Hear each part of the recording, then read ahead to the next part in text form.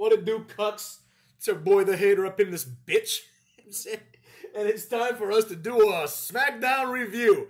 Alright, I was excited for this Smackdown a little bit, just because, we've got like a Smackdown where Roman Reigns is going to be here. But just as I said in my preview, the wrong thing happened. So let's get through the show real quick and go from there and talk about every segment like we tend to do up in this piece.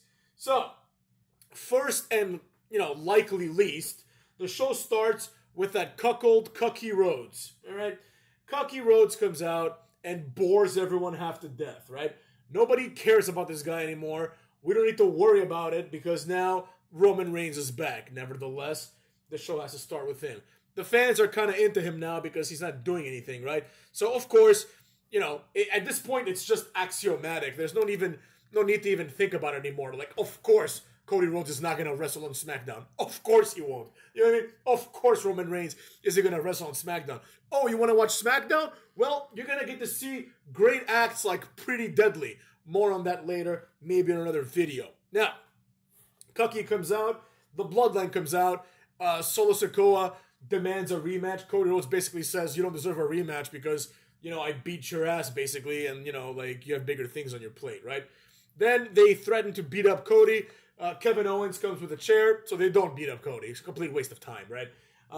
Basically, the new Bloodline is done. It's over. Solo Sikoa is there with the Gorillas of Destiny, which is, by the way, one of the dumbest names of all time, the Gorillas of Destiny. That's like something like, when you're like in third grade and you get like a WWE game and you create your own stable, you might call them the Gorillas of Destiny. Like, what's next? The Warriors of Death? You know what I'm saying? It's fucking stupid as shit, and it shows that these people have no creativity whatsoever, you know what I mean? But anyways, they don't do anything. This leads to Cucky Rhodes basically picking his challenger. He picks Kevin Owens, right? First of all, what kind of logic is this where the champion just gets to pick whoever he wants, right? This is something a heel would do. It reminds me of like a time when Christian Cage became the TNA champion and he was like, I'm tired of wrestling Sting and Kurt Angle. He's like, it's time we give the new guys a chance. He's like, guys like Shark Boy, guys like Sanjay Dutt, right? The whole point was that Christian was a coward and he was giving away chances to jobbers, which is exactly what Cody Rhodes is doing in giving Kevin Owens a chance, right? Nothing really happened here. Kevin Owens basically said, I don't deserve it. Then we cut the break, right? After the break, I believe that's when we had like the backstage moment, right? They're basically with Nick Aldis in the back, or was that later? We'll talk about it now because it makes more sense thematically now. They're in the back with Nick Aldis, right? And they're talking to Nick Aldis, and for some reason Kevin Owens is there, and Nick Aldis says, look, like, I don't want to give Kevin Owens a title because I was going to give Roman Reigns a title shot. And Kevin Owens is like, what? Roman Reigns? He doesn't deserve it. This is right after the fact that Kevin Owens said that he doesn't deserve a title shot himself because basically he's a jobber. Like, his words, not mine, motherfucks. Kevin Owens is like, look at my win-loss record. Yeah, I agree. You're a complete shit. And then all of a sudden now, the complete shit, the guy, it's one thing to be complete shit. It's another thing to be complete shit, for example, like Bronson Reed, and then go beat up Seth Rollins, and then you're like, all right, I'm made now, right? But Kevin Owens doesn't do that. He's just a complete loser. He's lost like every match ever, basically, and then he admits it. He doesn't even like say this is unfair. He's like, I suck. I don't deserve a title shot. But he cuts this mini promo, which is complete crap, right? Complete garbage. And Nick Aldis is like, there's the fire that I wanted to see. So now we're going to be blessed with Cucky versus Kevin Owens at Bash in Berlin, which, by the way, is also a stupid name for a pay-per-view. Bash in Berlin? Like, what's next? Fraudage in the cottage? You know what I'm saying? But anyways, nevertheless, that's what happens, right? We have a backstage interview between Byron Saxton, who I had forgotten existed, and he's interviewing the Street Profits and BFAB, right? Basically, this is a complete and utter waste of time. The Street Profits are like, we're going to become the number one contenders. That's all you need to know. That's all that happened. Then we've got the match. A-Town Down Under, which is another stupid-ass team and a stupid-ass team name, versus the Street Profits.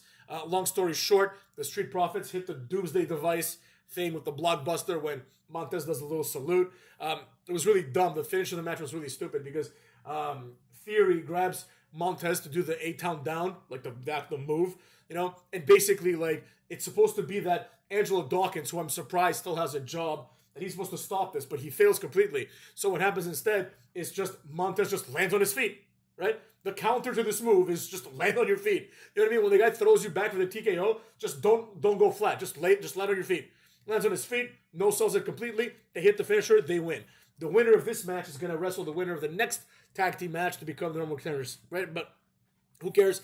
Everyone here involved is a jobber, right? And this is what I'm saying. This is the matches that we're seeing. We're seeing the Street Profits, who haven't been on pay-per-view for like a year and a half, right? Except for WrestleMania, which doesn't count, of course, because everyone gets to go on WrestleMania nowadays. So they haven't been on TV for like a year and a half. Obviously, like A-Town Down Under is just like a jobber tag team at this point. So it's just a bunch of jobbers all over the place, right? It's the same people. Like, remember during COVID when it started, like you would see like Brendan Vink, who is now Duke Hudson in NXT. You'd see Brendan Vink. You'd see like Shane Thorne. You'd see like, you know, Austin Theory. You'd see these guys that were just there. Like, basically nobody cares if they got COVID. They're like, just put them in there. Whatever happens to them happens. Nobody cares. They're jobbers anyways, right? Next up, we have this segment. There's like 2 or 3 commercial breaks where nothing happens. And part of the nothing is Tiffany Stratton is backstage. She has a conversation with Chelsea Green and Piper Niven. The conversation basically is, hey, Nia, we know you're going to get Nia. And Tiffany says, toodles. That's it. Tiffany Stratton, by the way, looks horrible. It's just like she just looks like a mannequin in the worst ways possible. Like none of the girls here looked good. Let's just leave it at that, right? And then we have Alba Fire versus Jade Cargill. Obviously, I skipped this match. I knew exactly what happened. Jade Cargill wins with the Jaded. I went to the finish. I saw that. Who cares, right? Then Alba Fire, Isla Dawn, and Blair Davenport is like their third member. Attack Jade Cargill and Bianca Belair, who are saved by Naomi. Because obviously in WWE, all the black wrestlers are friends, and all the non-black wrestlers are friends, right? Same thing with B-Fab. You know, she was with like Ashanti the Adonis and like the fat guy from Hit Row, and then they got fired. So they're like, what do we do with B-Fab? Do we sit down and think of something interesting for her? Nah, let's see what other black tag teams we've got. Street Profits, there it is. Put her with them, right? It's almost disrespectful at this point. But speaking of disrespectful, the Jade Cargill situation has been a complete botch. This is a complete disaster. At this point, I want Jade Cargill to be fired. I don't care anymore at all, right? You failed to pull the trigger in one of the only stars that you have in this company, one of the only people that has star power, and instead of pushing Jade Cargill to the moon, Jade Cargill should be like both the women's champion and the women's tag team champion, and maybe the NXT women's champion at the same time, right? She should have multiple titles because she is worthwhile. But instead, we have like whatever Kelani Jordan winning a title before Jade Cargill. Oh, Jade Cargill was a tag team champion. It doesn't count. Nobody cares about that title. Granted, nobody cares about the other one either, but whatever, you know. Then we have the LA Knight segment, the mandatory LA Knight segment.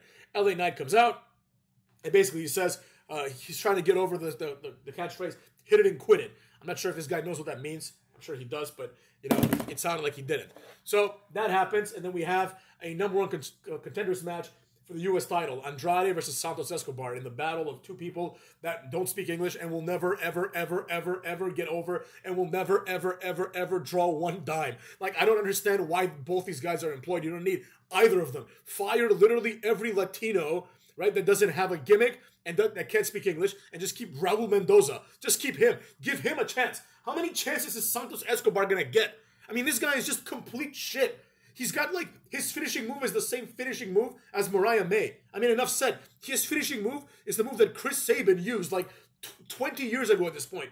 Like, this guy sucks. He's complete shit. Andrade is a little bit better, but not much better. The match ends in the worst possible, like, fashion it could have, right? Basically, Andrade's going to go for the double knees to the corner. Carmelo Hayes comes, moves Santos out of the way. This makes Andrade miss. Santos just rolls him up and pins him.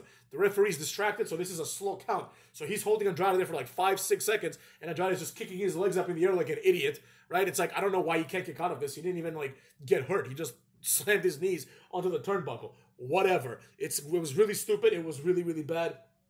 I didn't like it at all. Next, remember what I said about the Street Profits a few minutes ago? Well, the same thing happens with DIY. They cut a promo saying that they're going to win, right? Great. Wow, what a legendary, like, you know, feud and segment that we're having. It's 4 teams that want to win. Fantastic. This is amazing, right? So they come out. A-Town Down Under basically says that, like, you know, they've been held down and the split between them keeps going. Grayson Waller is now going to be in a match against Kevin Owens. I got a lot to say about this in a different video probably tomorrow.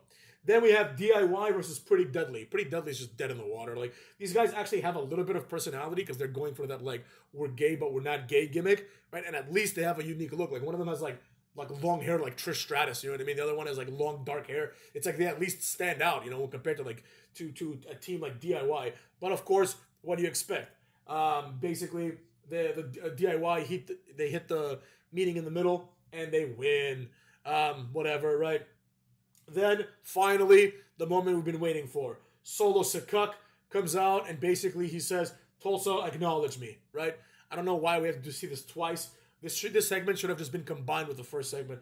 He tells Roman Reigns that he's now the tribal chief, which we already knew, right? Watch the video that I made earlier today, the previous video. It's called Smackdown, where I predict basically everything that happens to the T, right? There's no need for any of this, right? The main point that I was making in that video is that, like, Roman Reigns needs to advance the plot, right? It should have been him versus Tama Tonga or Tonga Loa or somebody else in a one-on-one match. I know that they don't want Roman Reigns to wrestle because his return match is going to be a big deal, but at some point he's going to have to wrestle one of these guys. Instead, what he does is he just comes out. He starts laying the smack down on all these jobbers, right? Solo Sikoa runs away and leaves the little pepper necklace that they got. It's just fucking stupid, by the way. I don't want to hear this shit. You know, people are like, oh, you have to respect the Samoan culture. No, I don't.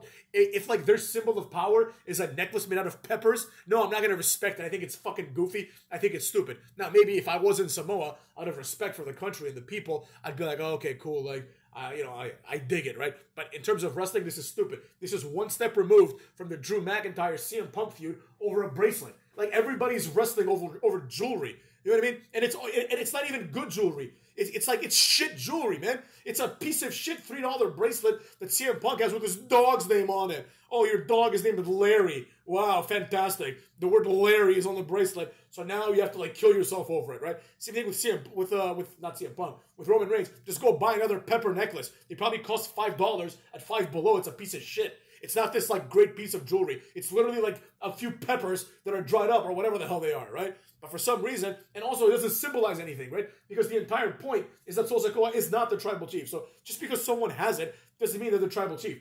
Are we to believe that if Roman Reigns got into a fight with Tozawa and Tozawa stole the pepper necklace and wore it, that Tozawa is now the tribal chief? That's how you become the tribal chief. You just have to have possession of the peppers? That's stupid, right? Basically, this is all that happens. This was a horrible, horrible segment. Roman Reigns is left to beat up the other two jobbers of the, of the Bloodline. He beats their ass. He spears them both. And meanwhile, as he's beating, like, Camacho with a chair, they cut to Solo Sikoa by the ramp, and Solo Sikoa is like, this is what you want. This is what you want. You want some? Like, what? Solo Sikoa is holding the stupid-ass pepper necklace, and he's like, this is what you want. You want some? Yeah, obviously he wants some. He came and you ran away like a pussy. You know what I mean? So what's the point of even having Solo Sikoa there being like, this is what you want? Like, he's beating up your friend. Like, he's making up a point, right? Roman Reigns is making a point. The point he's making is, I'm going to destroy all of you, right? So he's taking it out on Camacho. And Solo Sikoa, instead of going and helping his buddy, which I understand he's a coward to the heel, but instead of helping, he's there just, like, saying weird exposition. Like, he's like, this is what you want. You want some? Like, yeah, obviously he wants some. He's just beating up all your... He's destroying your stable. Motherfucks. Also, the fact that there was no Jacob Fatu really exposes this group as even bigger jobbers than usual, because the Guerrillas of Destiny, which I hate saying their name, I hope they don't call them that in WWE. Maybe they're just called the Bloodline. Right? These guys are just complete crap. They're like one of the worst tag teams of all time. Like Tama Tonga, you know, for the people were talking about how this guy should be in WWE for years. It's like nobody knew how small and puny this guy was, right? People were like, oh man, Enzo Amore better watch out and not say much about him. Enzo Amore would beat this guy's ass. You know what I'm saying? Enzo Amore is more believable than like 95% of the wrestlers today. But anyways, I digress. The point is, Solo Sikoa didn't do anything about it, and then Roman Reigns didn't even say one word, which is fine. You know, Roman Reigns doesn't need to say a word, but he basically did the same thing that he did on Sunday, or on Saturday, I should say, right? He did the same exact thing. He didn't do anything else. He, like the story wasn't advanced even 1 centimeter. He beat them up just like he beat them up on Saturday. So it's like, what are we watching here exactly? You know, Roman Reigns just beating up people, the same people again and again and again. How many weeks can he beat these people up until we actually get a moment here? I will note this. Roman Reigns obviously is massively over. He really is a star. Like I've been saying for a long time, he's got presence-driven charisma, which the children now call, the kids now call, the cool kids, they call it aura, right? Before we had aura, we just called it presence, right? He has presence, you know what I mean? More presence, obviously, than Sol Sikoa, who looks like a fat lackey next to him, and way more presence than Cody Rhodes, who has to do everything he can to make himself look presentable, right? That's the difference. Here's how you know when someone does or doesn't have presence. Cody Rhodes has to get a neck tattoo, has to bleach his hair to stand out, and he has to wear fancy suits. Roman Reigns doesn't need to do any of that. He just comes out in a t-shirt that says OTC, and you already know this guy's a main eventer. Even if you never watched wrestling before today, you would tune in and you'd see Roman Reigns and be like, this guy's obviously the star, right? Even if he wasn't booked this way, you'd be like, clearly, this guy's the star. Just like I've always said, when the Shield debuted, I was like, oh, okay, clearly, the Roman Reigns guy is like the real one.